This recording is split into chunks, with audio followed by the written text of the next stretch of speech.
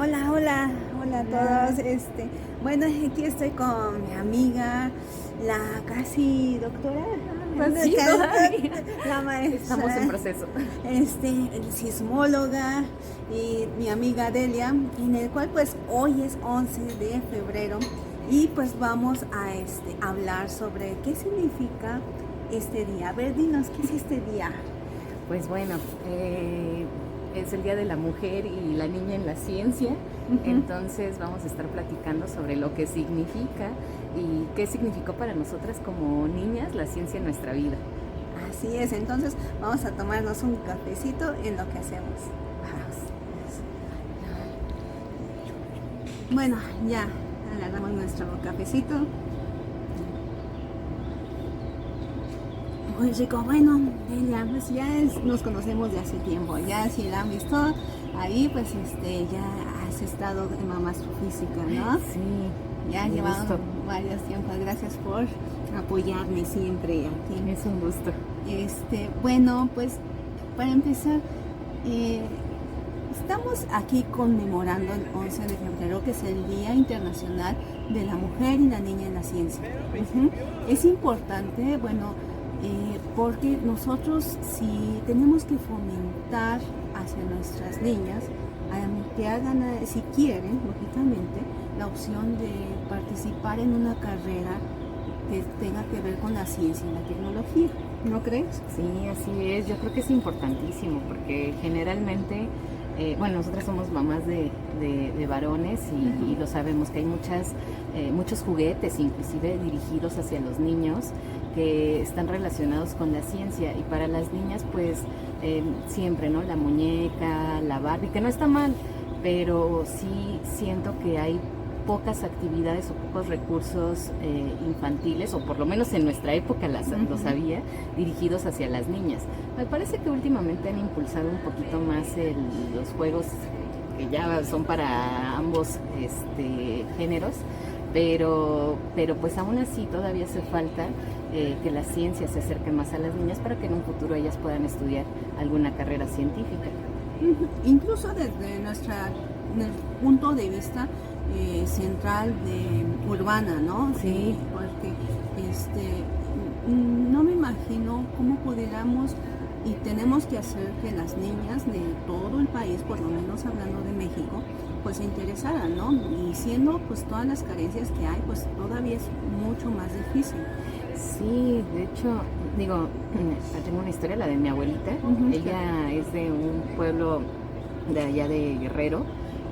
Es un pueblo alejado inclusive de la cabecera municipal de Iguala, y vivía en el campo, pero además de que estaba alejado del poblado porque se iban al campo a cultivar, tuvo un hermano que pues le pegaba para cuando ella quería ir a la escuela. Entonces se escapaba y no pudo estudiar porque justo su hermano la iba a sacar a golpes, porque se supone que la escuela no era para las niñas, ¿no? Que ellas se iban a casar. Entonces ella después se casa, se divorcia, se vienen a vivir aquí a la ciudad y estudia en línea. Y actualmente la verdad es que mi abuelita es de las que les encanta ver documentales, se la pasa escuchando ahora ya los podcasts sobre temas desde cultura, ciencia en general. Y bueno, pues sí es uno de esos ejemplos, ¿no? De que la educación y la ciencia no estaban a la mano para las niñas, ¿no? Y yo me imagino que no ha cambiado mucho en el país, desgraciadamente. Sí, y más que nada, pues también este día es como para dar ejemplos. Ahorita tenemos un ejemplo muy grande, ¿no? Tenemos una presidenta que es científica y está en una posición máxima en nuestro país. Sí, tienes toda la razón. Hace poco vino a visitarnos una chica del CCH, vino con su abuelita, y la verdad es que las mañaneras yo creo que han ayudado también para impulsar a la ciencia y las ganas, ¿no? de saber más acerca de estos temas, porque la abuelita nos dio varios datos inclusive sobre la presidenta, de qué había estudiado, a qué se había dedicado, porque decía que veía las mañaneras. Entonces yo creo que eso también es un parteaguas, ¿no? Entre lo que veíamos antes y la presidenta acercándonos a estos temas de ciencia. Y pues ella es de la Facultad de Ciencias, Sí, ¿no? sí, De nosotros, de la honorable Facultad de Ciencias, pues nosotros también somos egresadas de allá, ¿no? Entonces es un gran honor tener referente, ¿no? Pero y más aparte, a ti como científica, como mujer, Delia, ¿tú cómo has vivido, pues ahora sí, tu trayectoria para ser científica? ¿Cómo ha sido difícil, fácil, o qué es lo que te has enfrentado? A lo mejor nos podrías comentar. Yo creo que he tenido altibajos. En la primaria yo estudié en una escuela muy chiquita de aquí, de una colonia popular, y me acuerdo que una de las profesoras, también mujer, porque tuve un maestro que me impulsó muchísimo y que él me enseñó a creer en mí y me enseñaba a participar en todas las actividades, pero posteriormente tuve una profesora que la verdad era de, bueno, es que vas a tener novios y tienes que tener novios, no sé, era una cosa muy chistosa. Después tuve la fortuna de estudiar en Prepa 2, en iniciación, y ahí también tuve maestros y maestras que me impulsaron a estudiar, a irme hacia estas áreas de la ciencia, a los que les agradezco muchísimo. Y posteriormente la facultad yo creo que fue otro reto. No sé cómo lo hayas vivido, pero recuerdo que yo venía de la prepa de sacar buenas calificaciones, y cuando llegué a ciencias fue un declive. Ahí de verdad que aprendí lo que era la humildad, porque los primeros exámenes con 1 de calificación, los alumnos todavía se sorprenden y dicen, oh, pero pues es la verdad, o sea, en ese momento no, sí había internet, pero no había como hoy, las herramientas que tienen hoy en día, ¿no? El ChatGPT y todo eso. Nos tocaba ir a las bibliotecas. Y los libros, ¿sí? Íbamos a varias bibliotecas, me acuerdo que hacíamos tour de bibliotecas, la de matemáticas, de astronomía, buscando libros. Y bueno, yo aquí sí estoy muy agradecida con la biblioteca del anexo de ingeniería, porque tienen tal cantidad de libros que los invito a todos, por favor, a que conozcan, aún si no son de la facultad, conozcan la biblioteca de la Facultad de Ingeniería, que a mí me encantaba, y esa fue la que me ayudó a poder pues estabilizarme un poco en las actividades académicas. Y también ahí creo que, no sé, pero nosotras tuvimos la fortuna de que ya muchas mujeres nos habían abierto el camino, ¿no? Había varias profesoras, la doctora Goldstein, Mirna Villavicencio, y otras de las profesoras que me tocó que me dieran clase, y que ellas ya les había tocado abrir este camino, ¿no? Entonces ya habíamos muchas mujeres en mi generación.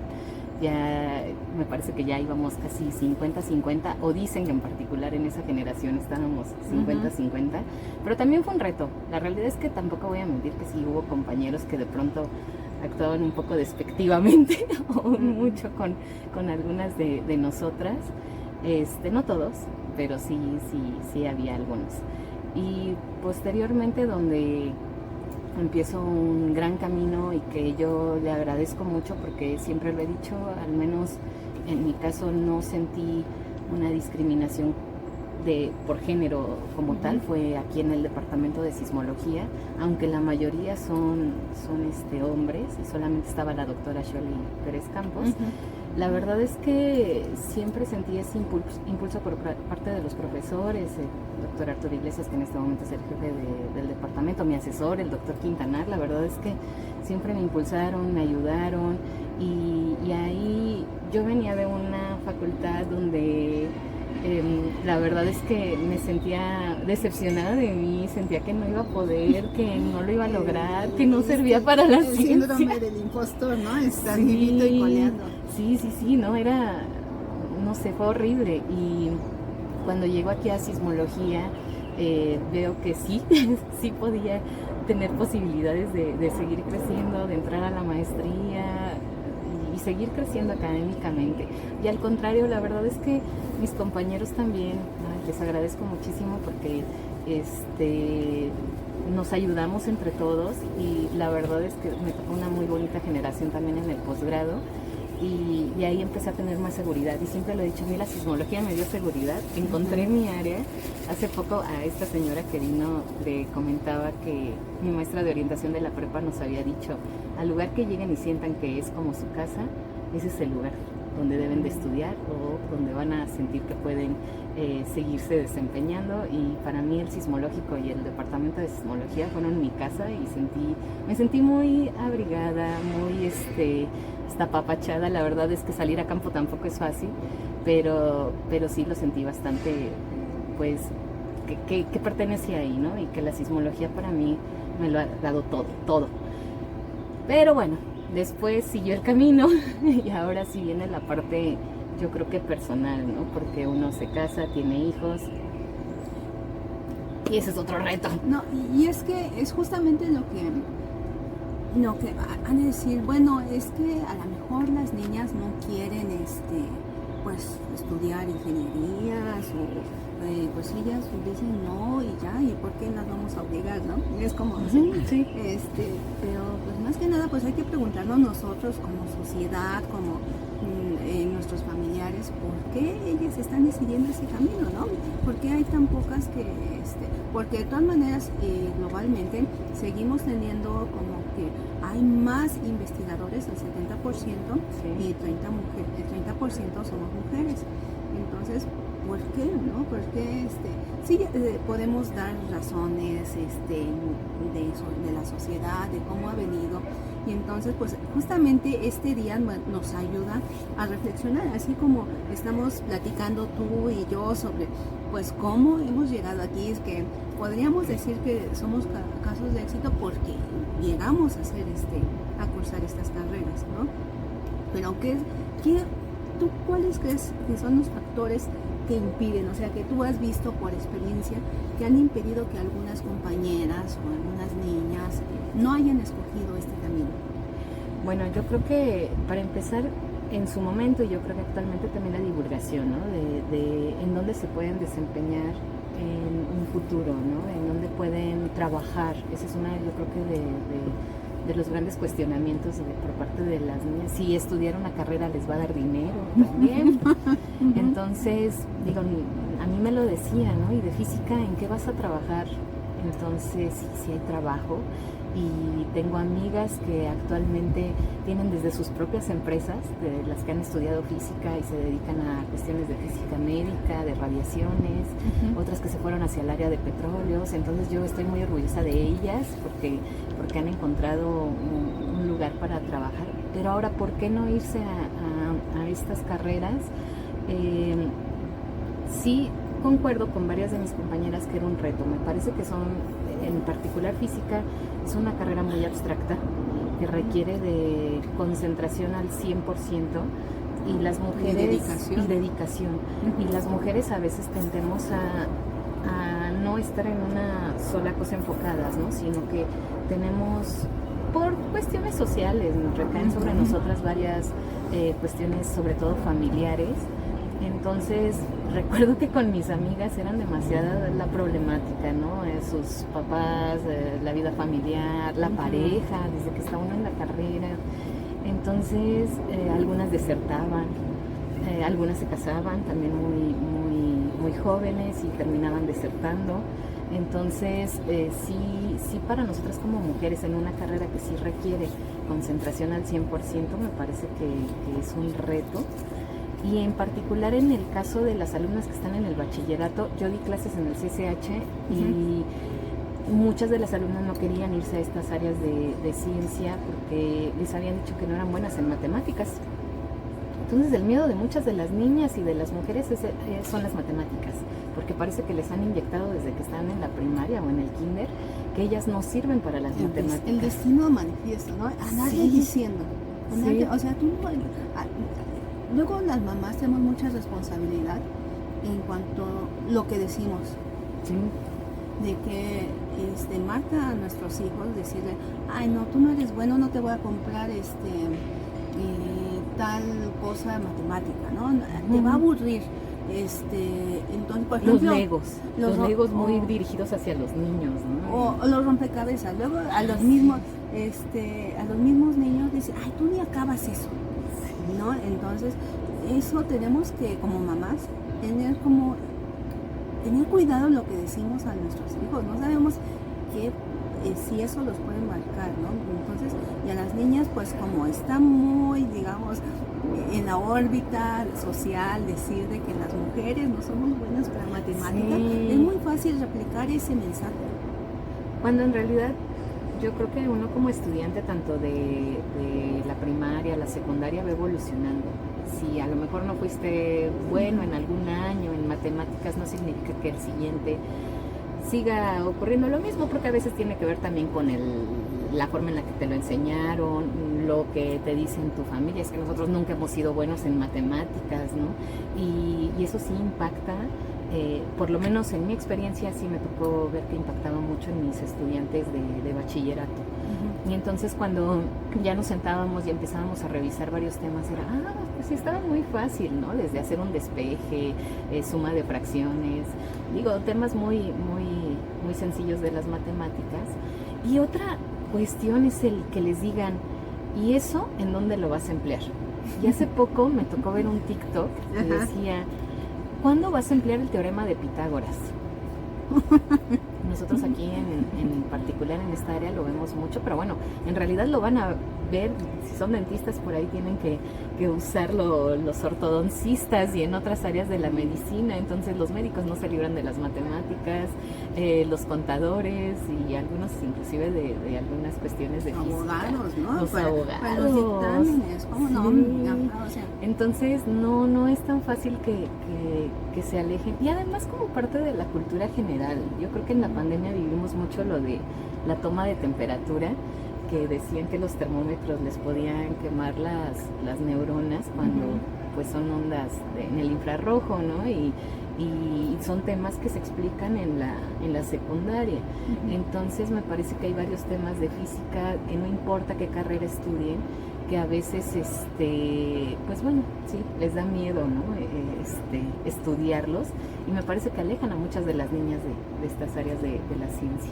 pues sí, más que nada es ese miedo, ¿no?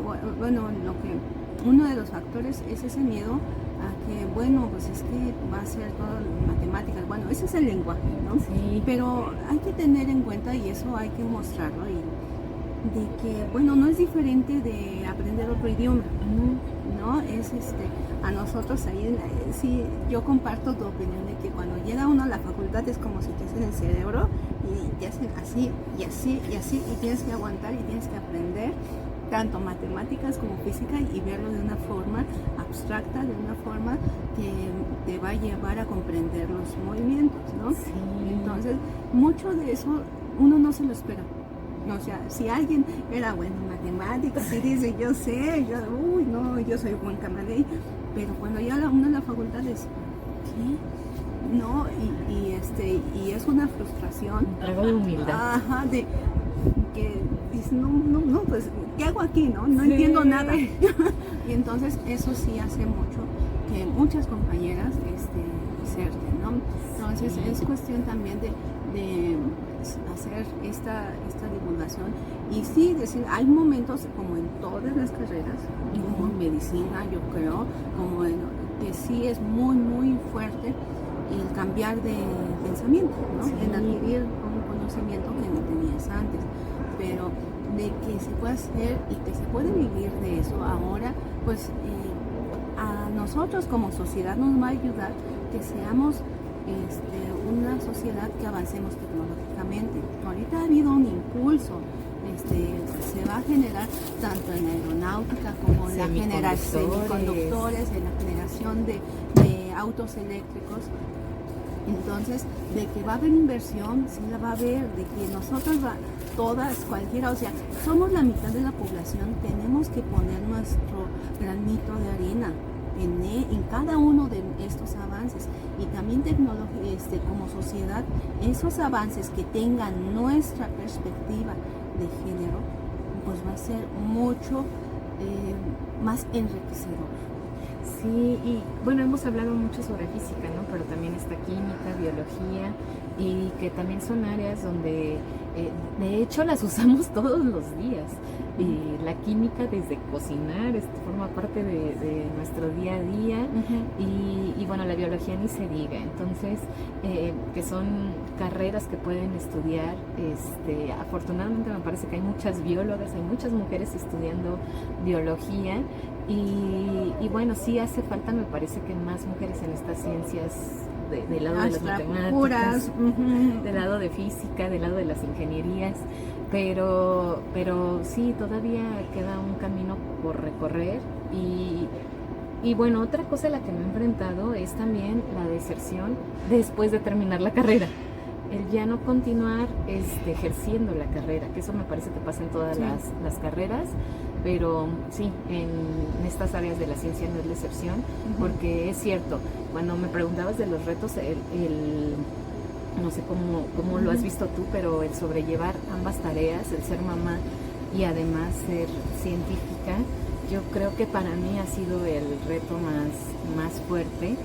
En mi caso, además, como mamá soltera, entonces yo creo que sí hay un punto importante, pero lo que yo les recomiendo es que ayudar. Sí, redes de apoyo. Las redes de apoyo son importantísimas. Acérquense con familia, amistades que los puedan apoyar, pero continuar ejerciendo es muy importante, porque sí se puede. Es difícil, sí, es difícil, requiere mucha energía. Ya está grabando. Bueno, y ya nos interrumpió la grabación, pero pues sí, mira, un punto que es todo un tema, que lo podemos abarcar y por eso existe este canal de Mamá Astrofísica, es la parte de nuestra parte como mamás, ¿no? Como ha habido estudios de género que han mostrado que científicas ya es muy difícil que vuelvan a retomar su carrera como estaba antes cuando ya tienen un hijo. Ya hay mucha deserción, o sea, ya hay muchas que se dedican ya nada más a cuidar o dejar la carrera de científicos, a veces se vuelven maestros por la flexibilidad de horarios, pero de un investigador a una investigadora, el punto de inflexión donde es completamente diferente es cuando las investigadoras tienen hijos, ¿no? Sí.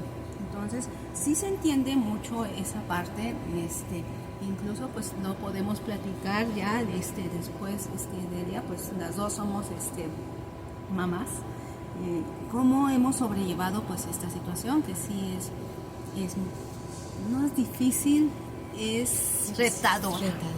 ¿No? Es muy retadora. Entonces, pues más que nada, pues ¿cuál sería a ti el mensaje hacia las mamás y también luego hacia las niñas para que se animen a estudiar estas carreras científicas? Cuando yo estaba en la facultad, porque mi idea siempre fue, la verdad es que yo sí quería ser mamá desde muy chica, pero quería las dos cosas. Entonces, eso sí lo tuve muy grabado, muy presente.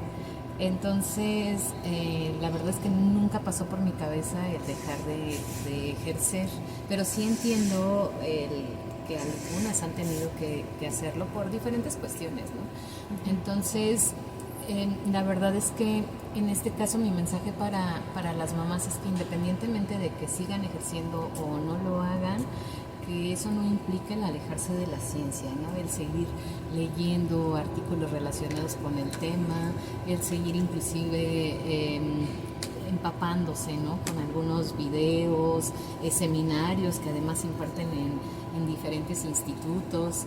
Así que el ser mamás no significa alejarnos de la ciencia. Creo que eso es muy importante. Estemos o no trabajando en estas áreas, me parece que es importante seguir escuchando, ¿no?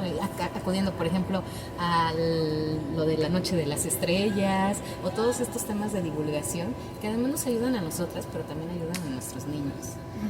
Digo, nosotros ya nos dedicamos a un tema en particular, pero pues sí, no podemos casarnos con ese tema, ¿no? Y al final tenemos que impulsar a nuestros hijos para que ellos estudien lo que ellos quieran, ¿no? Para abrirles las puertas, ¿no? Las ventanas.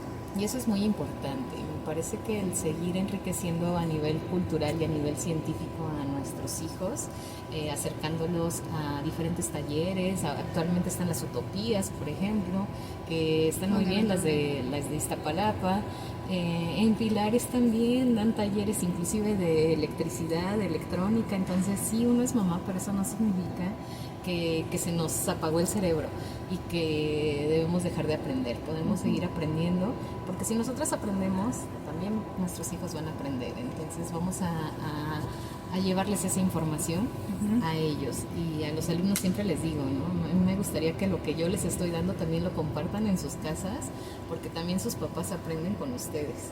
Entonces me parece que es una retroalimentación entre mamás e hijas. Sí, como es que aparte siempre aprendemos de los niños, ¿no? Sí. Yo he aprendido mucho y estamos siempre nosotros las que estamos pues con ellos ahí dándole la batalla cada día con las tareas, ya llevándolos, o sea, hay estudios que dicen que las mujeres son las que nos encargamos de las actividades culturales de los niños. Sí. Entonces, nosotras mismas, pues sí, como dices, no se nos apaga el cerebro, no dejamos de ser personas pensantes, podemos seguir conociendo y aprendiendo, ¿no? O sea, cursos, los pilares son gratuitos, hasta pueden tomar de estas escuelas código, en los cuales también hay para aprender programación y enseñar, porque ese hábito de aprender, los niños también lo van a adoptar, las niñas lo van a adoptar. Entonces, es que no es más que ejemplos, o sea, nosotros podemos ver los ejemplos así grandes de las grandes científicas, decir, mira, sé como ella, pero el primer ejemplo, el ejemplo más inmediato que tienen nuestras infancias son las mamás.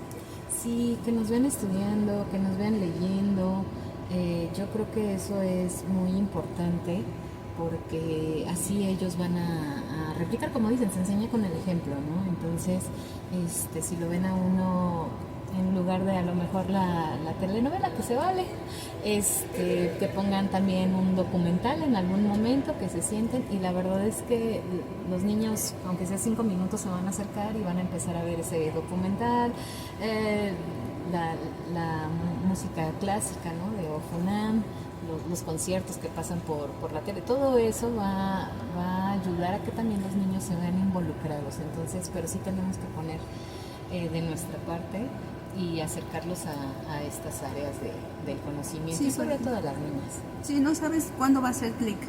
A lo mejor se la pasó, como a mí me pasó, yo era de puro deporte, o sea, yo iba a ser entrenadora o maestra de educación física, toda mi vida hice deporte, y me cambió el chip en la prepa. Y tuve que aprender todo lo que no sabía de la secundaria, de la prepa. Tuve que aprender matemáticas por eso, porque quería conocer. Entonces, ustedes a lo mejor han de ver a sus hijos, es que era malo en matemáticas, ¿qué le va a gustar a mi hija una carrera científica? No saben de las ventanas que nosotros abrimos que vaya a ser ese momento. Sí, la verdad concuerdo contigo. En mi caso, la verdad es que quería cuestiones de política, me tocó la huelga del 99, entonces pero me acuerdo que empezaban las noches de las estrellas en el Politécnico, me parece, y en el Luis Enrique Romnó me llevó, y de ahí quedé, enamoradísima de la astronomía, y siempre le he dicho que yo me acerqué a física por astronomía. Posteriormente me enamoró más la sismología, pero empecé con viendo hacia arriba, y ya después me quedé viendo hacia abajo, sí. Pero la verdad es que fue por eso, por una noche de las estrellas organizada por el Poli, y sí, como dices, no saben en qué momento sus hijos van a hacer clic con estas áreas de ciencia o de alguna otra carrera. Entonces sí, por favor, vayan a todos estos eventos, ferias de la ciencia, Noche de las Estrellas, algunos eventos que se organizan aquí por parte del Instituto de Geofísica, porque no saben en qué momento sus hijos harán clic y decidan estudiar alguna carrera científica. Así es. Los programas también. Los programas. No podemos negar series. Que el mundo de Big Man nos marcó a muchas generaciones. Incluso ya hay series muy buenas de ciencia ficción, sí, de mujeres científicas. También, por ejemplo, hay una que se llama, y te las recomiendo, Lecciones de Química. es muy buena, sobre Sally Rhea Larson, y enseña la trayectoria de una química que también es mamá soltera. Entonces, esa se las recomiendo, no me pagan por decir eso, pero sí está muy muy buena.